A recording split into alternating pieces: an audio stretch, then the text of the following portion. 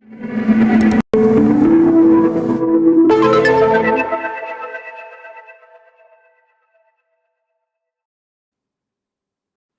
everyone, welcome back to TezTalks Radio, where we sit down with the people building on Tezos. Today I'm joined by Yann Régis-Gianas, head of engineering at Nomadic Labs. We'll talk about Tezos X, what it is, how it differs from what came before, and where things stand today. We'll also spend some time on latency and instant confirmation, what those mean in practice, and what kinds of applications they make possible. Jan, thanks for being here. Before we get into it, would you mind introducing yourself to folks who may not know your background? Yes. First of all, I'm really happy to be here today. It's always great to have an opportunity to talk about Tezos. So, who am I? I'm head of engineering at Nomadic Labs. I'm leading, helping with the development of the core engineering, especially the Tezos X roadmap, as well as the Tezos protocol in general. My background, well, I joined the Tezos project almost no, a bit more than 5 years ago. First as a staff engineer, I worked on the scalability roadmap. I led as an engineer the smart rollups implementation, as well as some optimizations of the L1 protocol. And at some point, I started being more of a manager.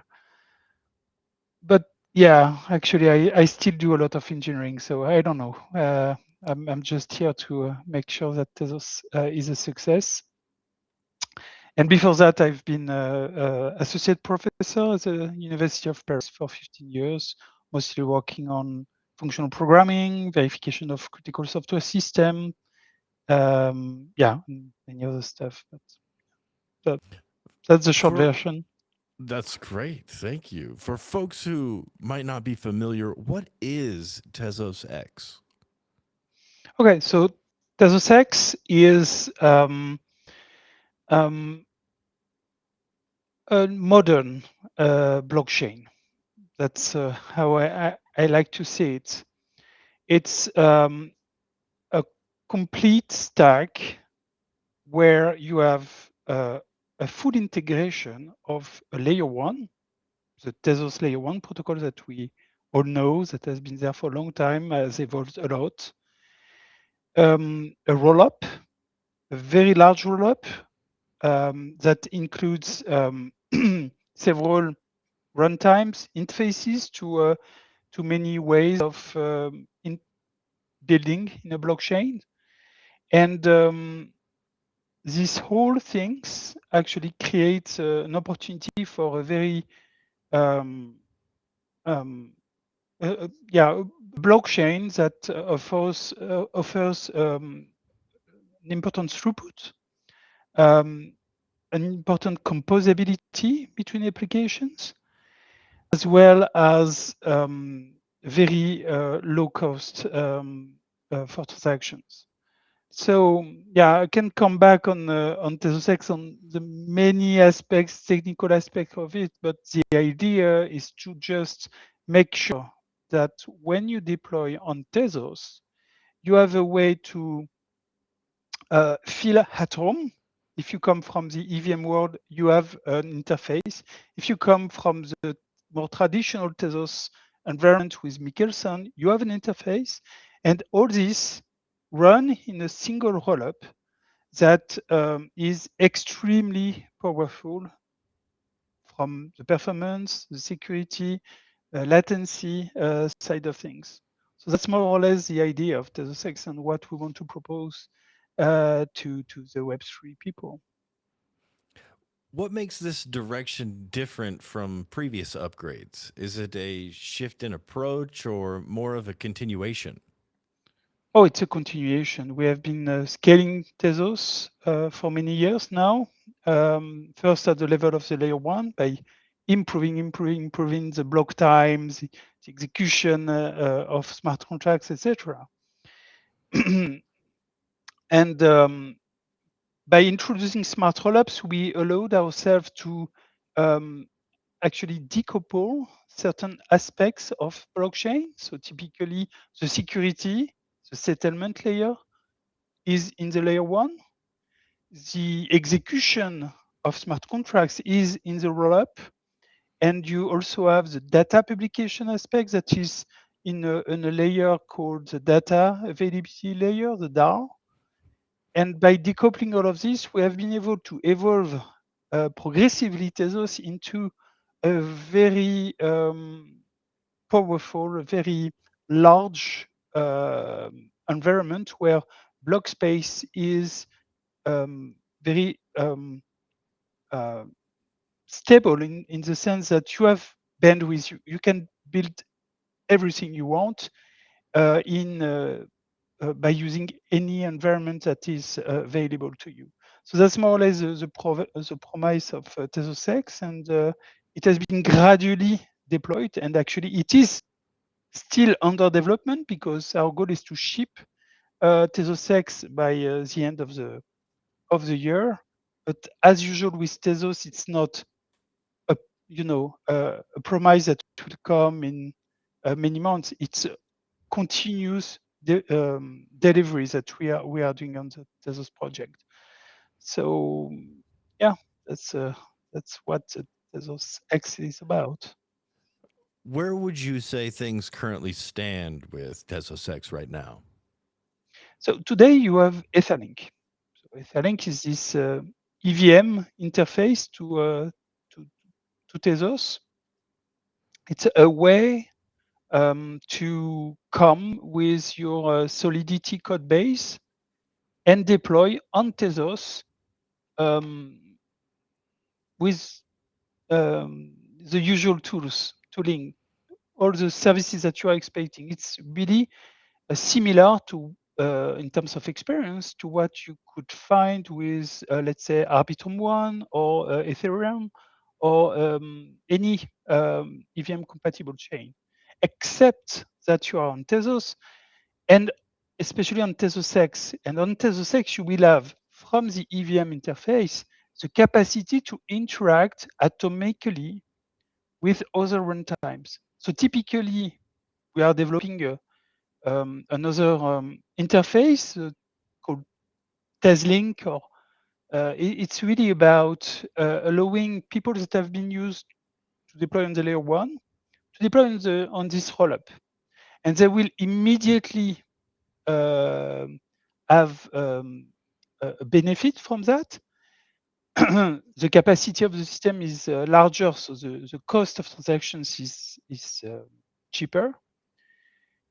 The pace at which blocks are created is also far higher than the layer one. So today, the layer one produces the blocks in 6 seconds, while Etherlink is producing one every 500 milliseconds. So with TezLink, you will get the same benefit, and an additional one, being in the same rollup as Etherlink, the EVM compatible layer of Tezos. You will have the possibility to atomically use other smart contracts that are deployed on EVM, on Etherlink. So it means, for instance, that you can have access to the TVL that is currently deployed on Etherlink from a Tezos smart contract. So all this actually creates a completely new environment, both for EVM people from the EVM world and people from the Tezos world. What are some of the more interesting challenges or unknowns you and the team are navigating right now?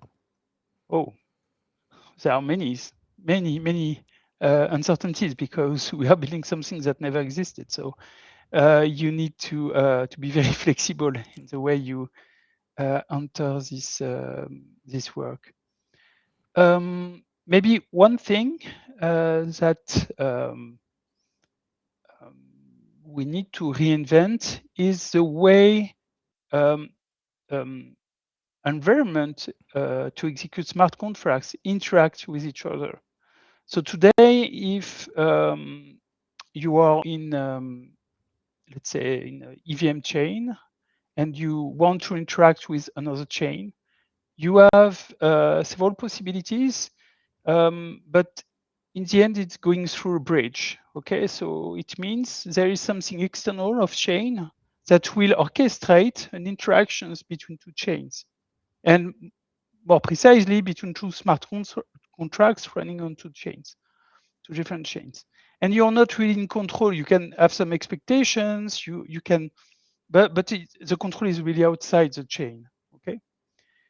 With Tezos X, we are building an environment where you are completely as a smart contracts in control of this interaction. So the interaction itself is on chain. It's an atomic interaction. So to be very concrete, it means that if you are an NFT marketplace on the Tezos runtime, you can, in the same transaction, go inside the Etherlink, I don't know, do something with some DeFi protocol, or you can also interact with another NFT on Etherlink, and come back to your smart contract inside the same transaction. And you are in full control. You don't have to trust a bridge that will work or not, or maybe take some time to get the finality on both sides. No, you are inside the same environment. And to us, it means actually that we are solving a problem of interoperability between environments, and also a problem of composability between smart contracts. So at the end of the day, we believe that Web3 developers will have a lot of opportunities seeing how to get these two worlds interacts. And what's more is that we are building something that is generic. So it means that when we will add more runtimes, let's say runtimes that run on JavaScript, Python, or that is capable of running Solana smart contracts, the same protocol will be used to have these atomic interactions between smart contracts. So we believe it could solve a lot of problems that are today not solved in a satisfactory way by bridges. When you think about what Tezos X unlocks, what do you think, or who do you think benefits the most from it? Yeah, it's a very good question, because today we can see that a lot of Web3 developers are more or less interested in multi-chain deployment, in also I mean, the ability to interact with DeFi applications in very smooth way. So we believe that these people will find with Tezos X a very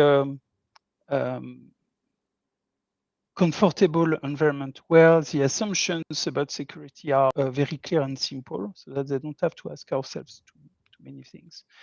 And if we believe that's probably what the future is about, that more and more of the code running on blockchains will be coming from AI agents, putting in place an environment that is simple in the ways that it works, in the way its security assumptions are formulated, could allow us to validate what this AI agent will deploy on blockchain.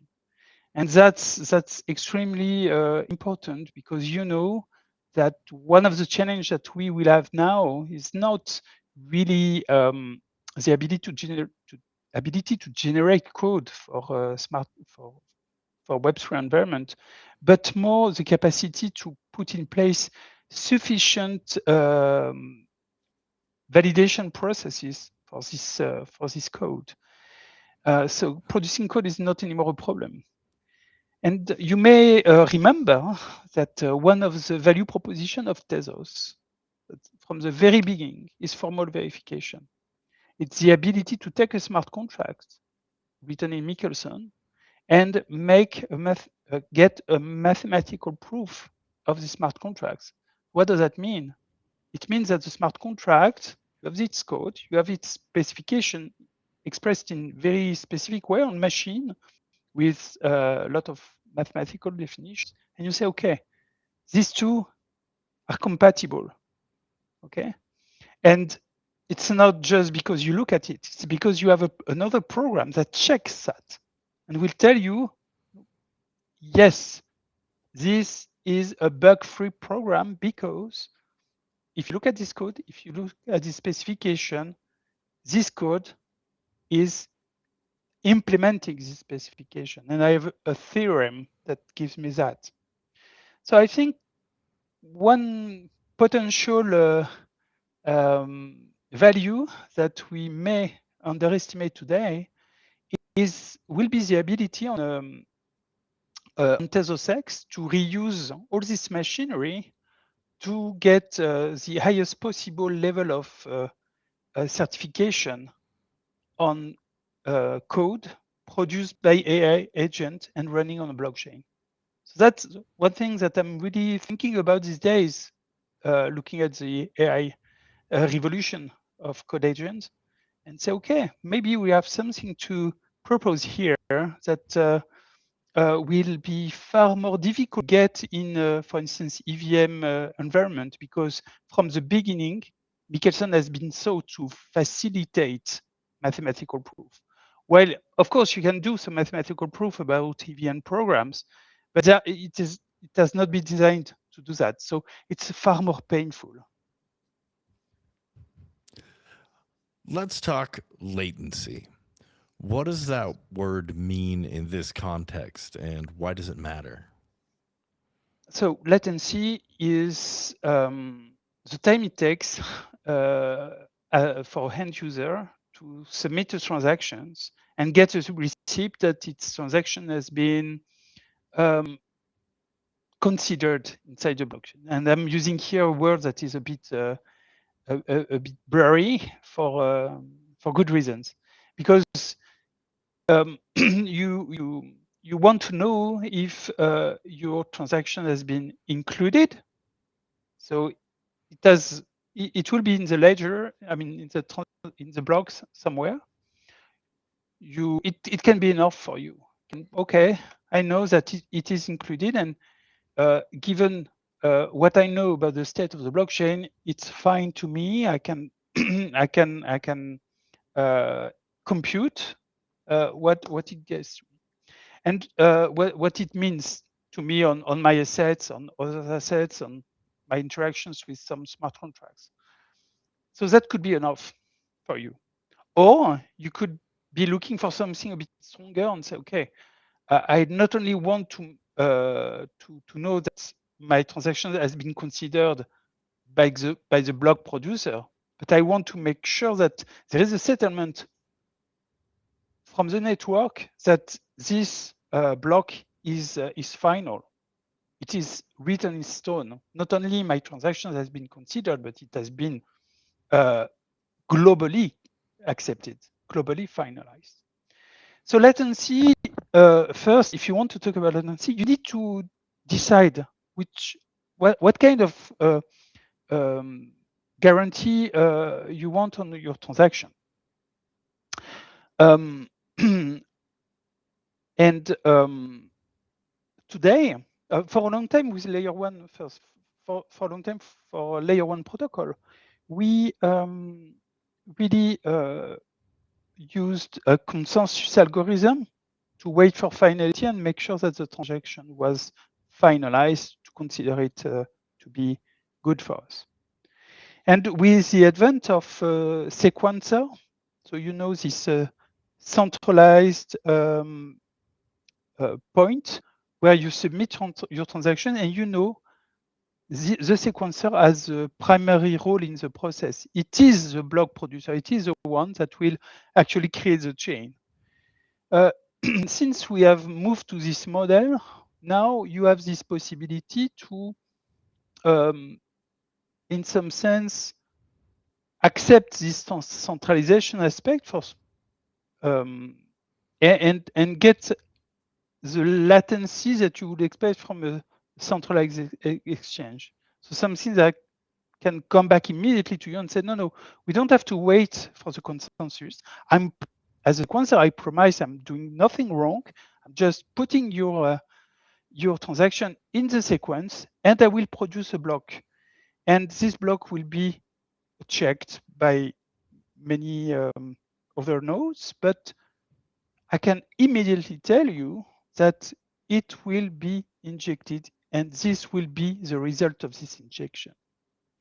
And if you accept that, which is not too complicated in the case of Tezos, because the Tezos X sequencer is something that is very open, that is governed, that is behaving very well from the beginning, so people accept that. You get an answer that is far quicker, that comes very, very fast to you, than what you had with a layer 1 and a consensus protocol. So typically, what that means is essentially you move from several seconds to several milliseconds. And that's a game changer. Of course, that's a game changer, because in terms of UX, it means that some activities, so typically trading is one of them, require, very fast decision and very fast retroaction loop, okay, to be in place. So typically, you will need to be very close to the sequencer, have your own node, do some actions, see immediately in few milliseconds what the result of the actions, and immediately have another actions after that. So that's the kind of interactions that you can now have with the blockchain, and that is unlocked by this instant confirmation. So latency, to summarize, because I'm talking very long, sorry, today. You're doing great. Yeah, I hope so. I hope it's very clear. So to summarize, today for payment, it's fine to use an environment that just just like Etherlink produce a block every 500 milliseconds, it's fine. You get your answer in less than a second. It's enough. But now that we have implemented on Etherlink this notion of instant confirmation, you can get your answer in a few dozen of milliseconds, or maybe less in the future.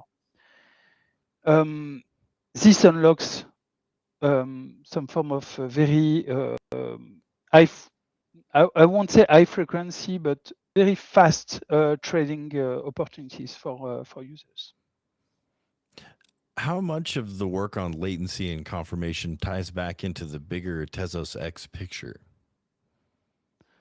It's interesting because it was not planned from the beginning. Yeah, we didn't plan to work on that, mostly because we didn't see any demand, and we were with Thomas Letemps, one of the tech lead of Tezos, at the TestDev, this event where we meet the community and builders and people that are interested in Tezos. And I remember we were talking about with the people of Henry Protocol, and they told us, "Oh, do you think that we could have this instant confirmation on Etherlink, like 10 milliseconds or even 5 milliseconds?" Because it could open up a lot of use cases on our side. And we were, just discovering this need. And I think we immediately started discussing it and understood that it was perfectly compatible with our architecture and the way the node is implemented, etc. So, well, gave it a try, and actually it worked very well, almost at first try. So yeah, that's the ability to be agile. Of course, our roadmap has been there for 2 years, so you could say, oh, they have a lot, it's very ambitious, they have to focus on what they need to deliver. Yes, that's true. If you want to deliver, you need to focus. But sometimes low-hanging fruit are not that far from you, so just have to grab them. Very true. As you look ahead, what are you most curious to see play out once these pieces are in place? Many things. Um, I, I will be very interested in looking at um, how you can take, for instance, a Solidity code base, so something deployed on Etherlink, and say, okay, now we want to be serious at some point and certified this piece of work. And I think we will have opportunity to just take the existing contracts, translate them to Michelson, prove them correct, and gradually uh, um, not translate, migrate an existing smart contract system into a certified smart contract system with mathematical proof to ensure that there is absolutely no bug.